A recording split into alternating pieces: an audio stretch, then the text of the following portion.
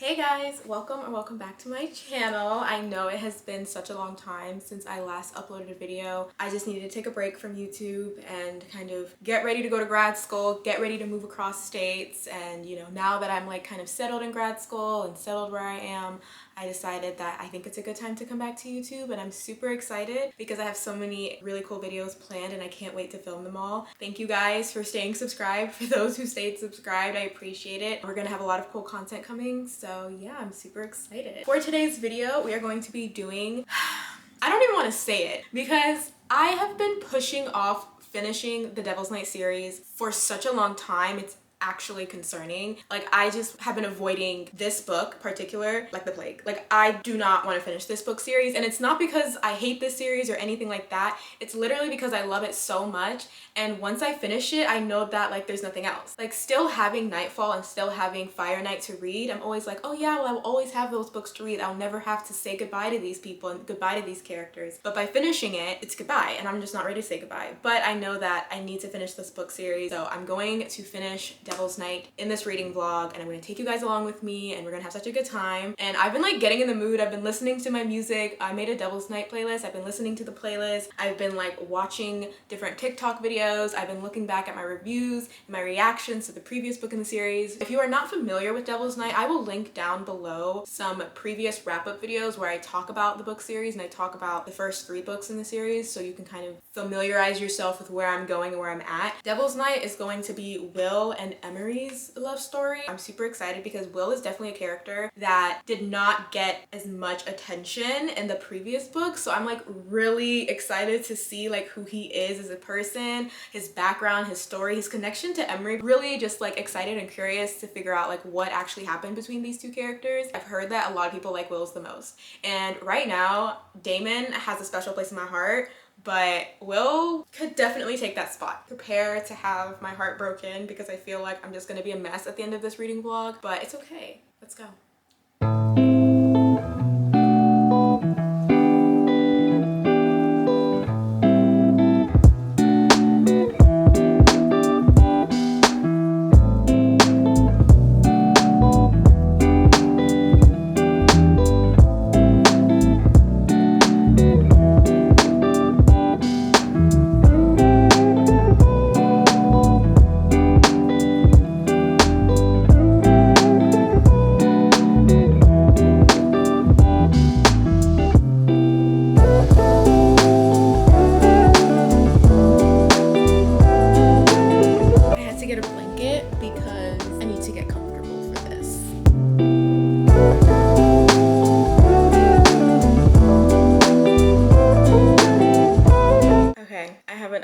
So I am on page 159 of 734, by the way. So I am going to be spending a lot of time reading this book. I'm just so happy to be back in this world and to just be back with these characters again. I spent like the first like 2 chapters just geeking out whenever Will was mentioned, or Damon or Michael or Kai, because I was like, these are my people. But so far I've been enjoying this. Will is quote unquote missing. So he is in this place called Black Church, and it's kind of like a prison for misfit rich boys. So like their daddies and mommies are like, you guys are causing too much trouble for us, we're going to send you to this prison. It's not really a prison because it's like a luxury, very nice house, but they're basically kept there like prisoners. And the story begins with Emery waking up in this place and not knowing how she got there, and trying to figure out like, okay, the other dudes that are there, including Will, why are they there? Why is she there? It's giving Lord of the Flies. One is obviously like the alpha and like the leader of the group. It's very interesting, the dynamics that are going on between this group. One thing I love about Penelope Douglas and the way that they write the Devil's Night series specifically is the way that these books are structured. So it's dual point of view.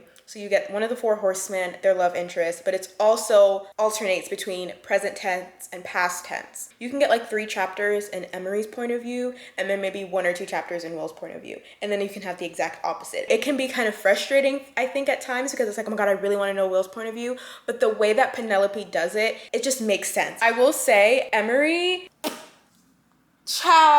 is I'm enjoying this so far a lot. I'm gonna see how much I can get done tonight. I am so excited to see how Will and Emery are together, like as a couple, because right now something happened in their past, so it's kind of like they're not on good terms at all. Catch you guys up later when I'm reading again, and then I'll give an update. I genuinely feel like I can probably finish this book in like 2-3 days.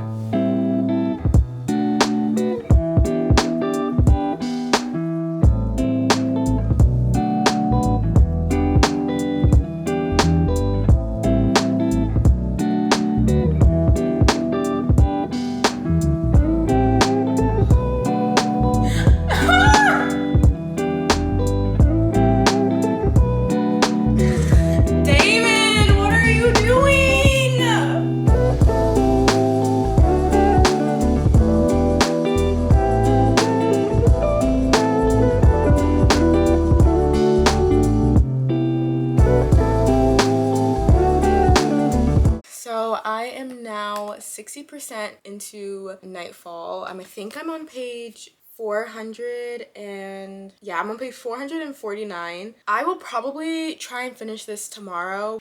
I don't hate this book. I'm just so interested into seeing like the direction we're headed, because I just feel like I'm not completely sure where Penelope is taking the story. I don't know where we're going with this plot. Like, things keep happening and I'm like, I think I understand what's going to happen, and then I don't. One thing that I will say that's kind of frustrating with this story so far is that I know it's something that I mentioned in a previous update, was I love the way that Penelope structures whether or not they're going to do, you know, Emery's POV or Will's POV, and if we're gonna get multiple POVs in Emily's perspective or Will's perspective.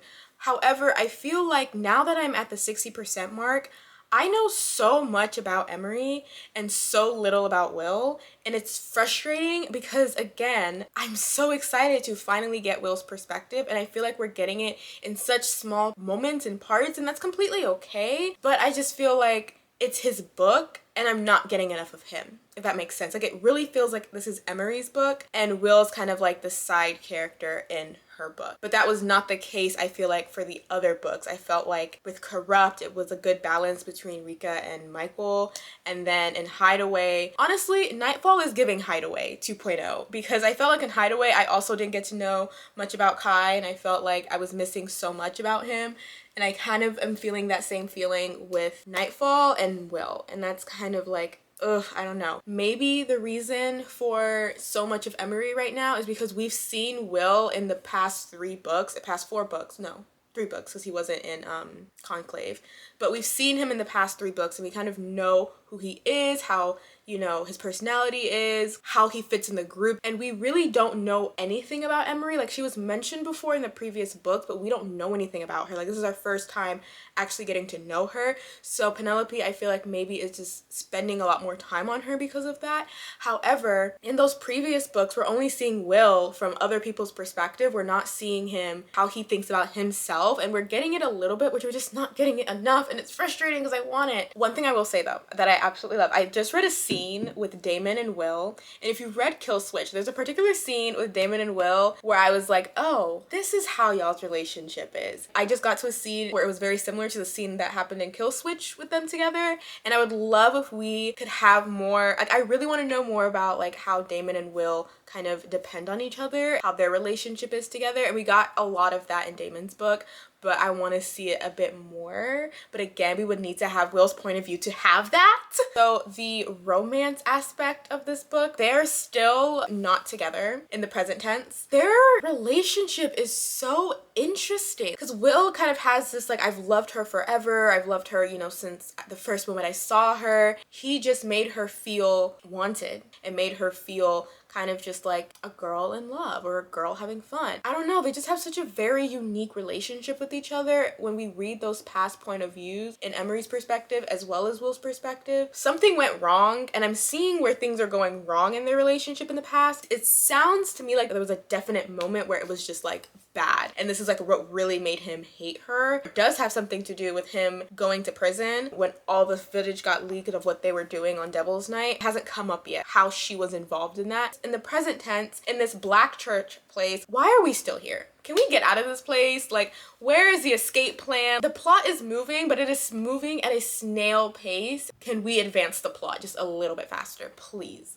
Also, Trevor is mentioned in here, and I'm like, I haven't heard of this man in a minute. I forgot who he was at first, and I was like, oh my god, Trevor.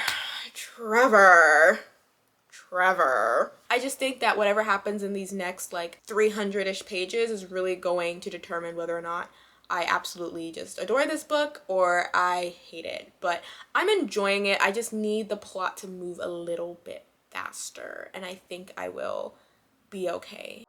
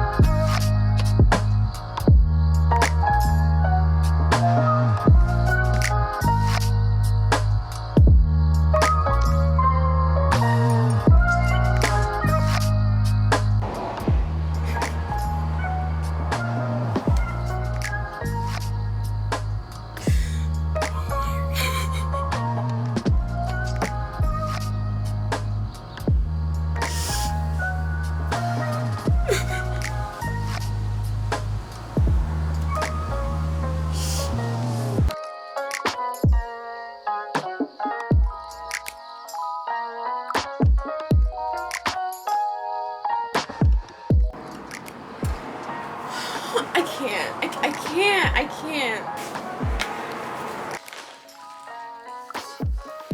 Penelope, you are nasty. Literally in every single book of the Devil's Night series, there is always a scene where everybody is just getting it on in front of everybody, in front of somebody. I thought we would escape it in this book. We were doing so good. And then here I am on page 560, and Penelope has decided everybody's about to get it on in front of each other. And I'm just like, why? We don't have to do this. It's a choice. This is a choice that you keep making, and I do not understand why. Ugh. This is a very interesting group of people we have, because I don't think I've ever met or read about any other type of people that would ever do anything like this.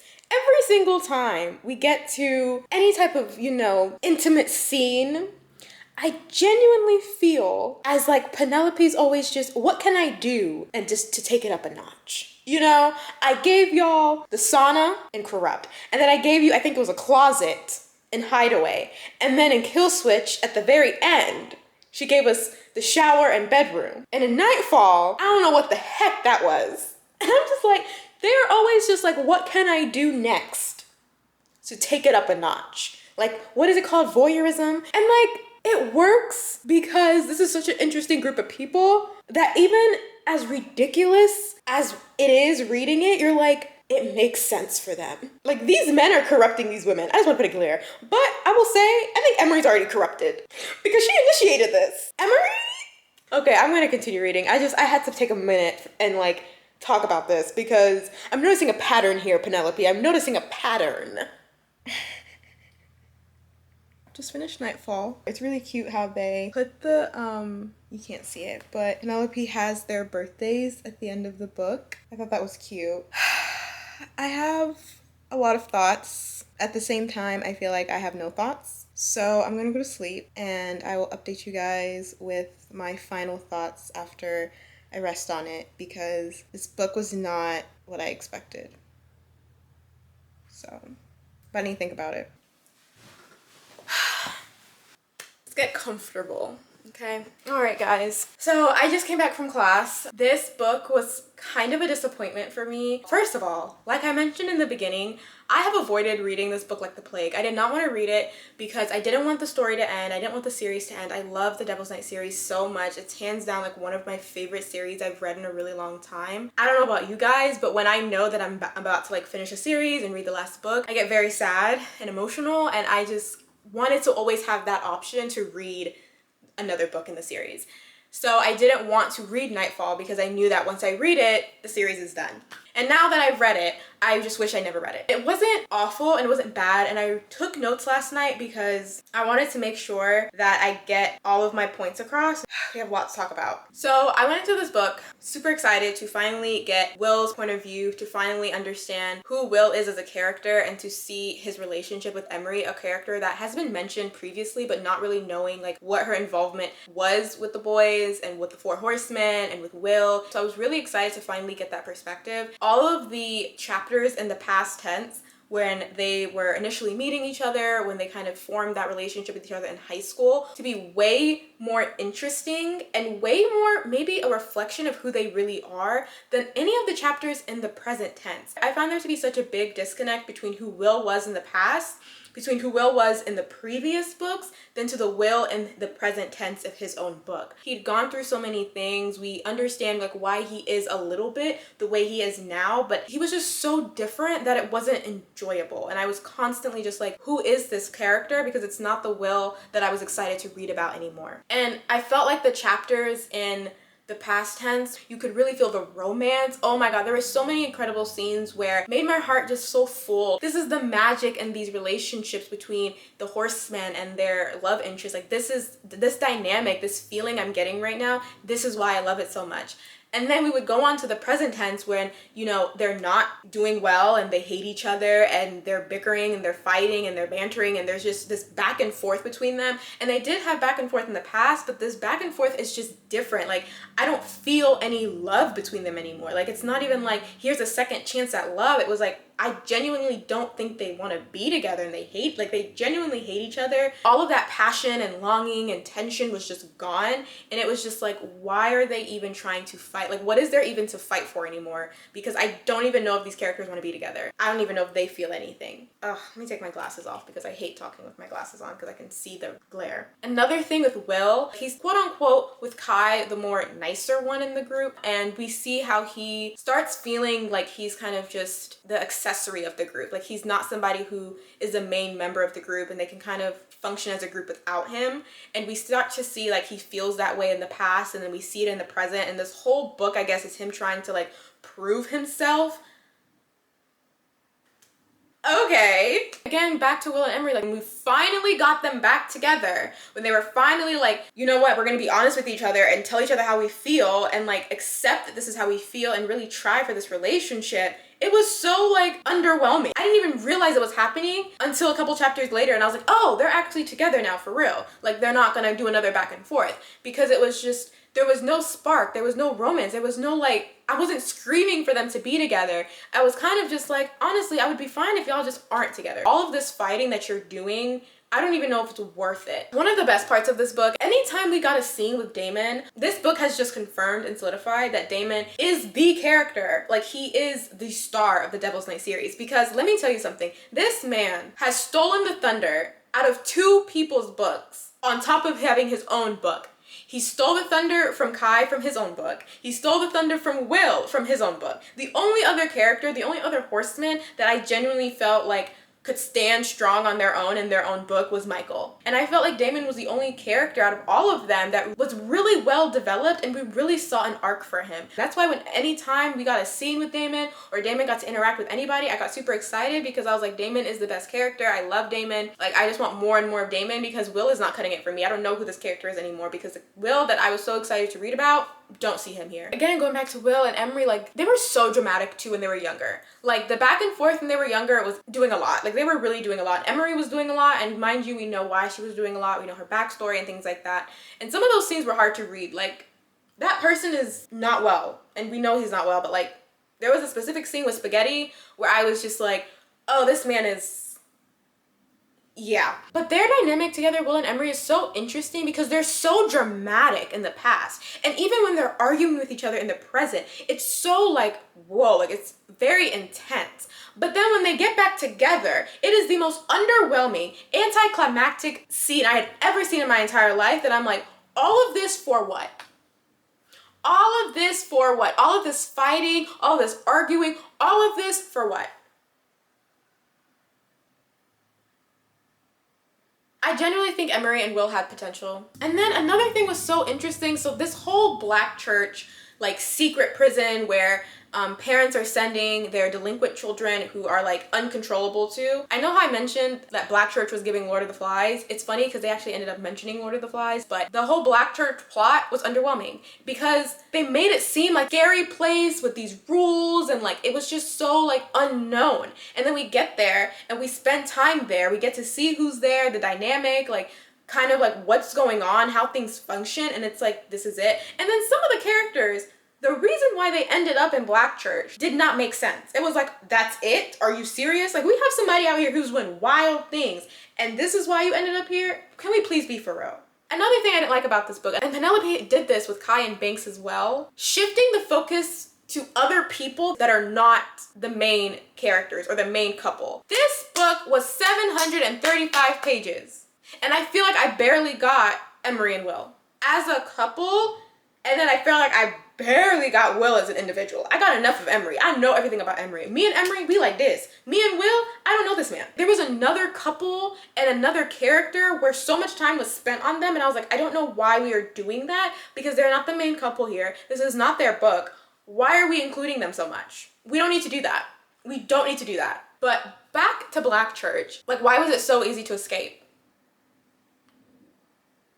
The last 150 pages of this book gave me a headache because I just was getting so much whiplash between our couple getting together again and then secrets are being, exposed and then things are being revealed to questions we've had for the entire book series and then the questions we've had like, how did Emery get here? Why is Will here? All of these things, like who sent him? Who sent who here? Like we finally get answers to these questions and it was just like, really?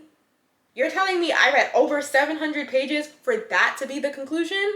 I just was so disappointed. I couldn't get behind it. The fun and excitement and thrill that I usually get when I'm reading the plot of these books was just missing. Like I'm gonna go with the flow because I'm not sure where we're going, but I trust we're gonna get to where we need to go. And then when we got there, it was like, oh, we're here? Like the length did not scare me because Kill Switch was maybe 100 pages less than Nightfall and Kill Switch could have been 100 pages more and I would have loved it because what Penelope did in Kill Switch just was so magnificent and amazing that I didn't even think about the length. However, in Nightfall, I was constantly reminded of the length because I was so just not in tune with the story. My excitement was just dwindling the longer I kept reading because the content, the plot was just not plotting. I want to talk about the spicy scenes. Every single scene that involved multiple parties in this book did not work. It was so oddly placed. Why are we doing this? What is the purpose of this? Because usually those scenes are to like, to me at least, they add a little, snazz to the story. You're like, ooh, I like that. But these scenes, I was like, why are we doing this? Cut, camera, cut, end scene, please, because why? It was bombastic side eye. Why are we doing this? Very unnecessary. They serve little purpose to the plot. They serve little purpose to the romance. They serve little purpose to anything. I don't know if it was for shock value. I don't know if it was just boredom out of writing this and you wanted to add something spicy in the middle of it. But the one on the train was just really, really bad. I ended up giving Nightfall 3 stars. I feel like I said a lot of negative things. There were lots of great scenes though. Like again, I love the scenes that we spent in the past. I love the scenes we had with Damon. I love Damon and Emery also interacting. Like those were some of my favorite scenes. I love the scenes, when the gang is all back together. I love getting to see different perspectives of scenes that we've already read about before in the past or were mentioned in the past and kind of seeing it from a different perspective. I liked Emery. I thought Emery was headstrong. I thought she was a fighter and I also thought she just had a lot of depth to her character. It was really Will that disappointed me in this book more than anyone, I think, in the present. And I think the back and forth between them got kind of tiring at one point. Get over it. And then they got over it and I was like, wait. It's like they got over it on a random Tuesday. It was an enjoyable read overall, somewhat. I don't know, am I gaslighting myself? That was how I felt about Nightfall. I am going to read the novella following Nightfall. So I'm gonna read that tonight and probably update you guys and close up this video in the next clip.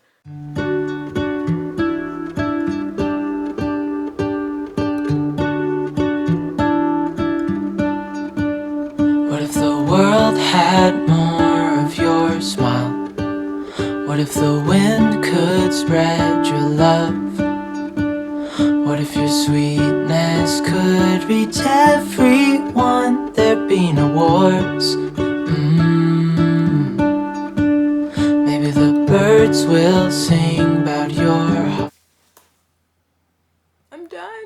I'm so sad. So I finished Fire Night a couple days ago, and I've just been trying not to think about the fact that I'm actually done with the Devil's Night series now. For a book that was only, I think, like 117 pages, I felt like so much happened in that one novella. Fire Night follows each of the four horsemen, actually. So every chapter we get in Fire Night, there's only four, well, there's 5 chapters, but I'm only gonna talk about the 4 chapters in Fire Night. But each of those chapters follows one of the 4 horsemen. So we start with Kai's perspective, then we have Damon's perspective, Will's perspective, and then Michael's perspective. And I absolutely loved that that was the direction that Penelope took with this one. It was just so nice. It felt like a good conclusion to the story, kind of getting all of the different men's perspective and seeing how they are now as fathers. That was another thing with Fire Night, is they all have kids, because I think it's a couple years after the ending of Nightfall. So most of them all have kids, and it's so interesting to see like how their dynamic is with their children, how their dynamic is with each other now. Like they're like, some of them are in their 30s.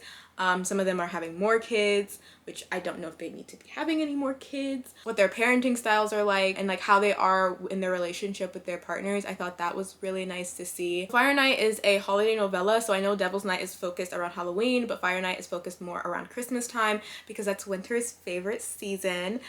So Damon and Winter are hosting like a neighborhood treasure hunt party at their house, so everybody is there, everybody's around, and then at the house something goes wrong and the horsemen are trying to figure out what's going on, like what happened.